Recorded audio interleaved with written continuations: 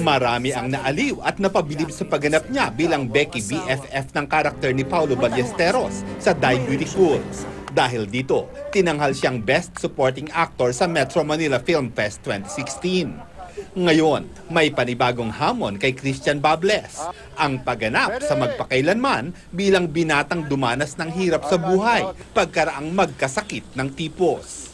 Co-star ni Christian, ang premyado ring si Gina Alahar, na pangarap daw niyang makatagisan sa pag-arte.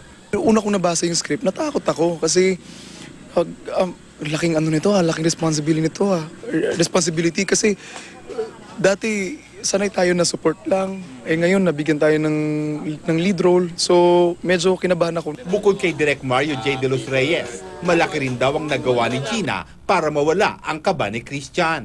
Sabi niya, nanay na lang daw yung tawag ko sa kanya. So, ayun palang titular, sobrang generous niya na as an actress na binibreak niya yung wall namin dalawa.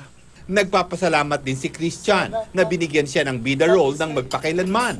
Dito, gaganap siyang tunay na lalaki, malayo sa papel niya sa Die Beautiful.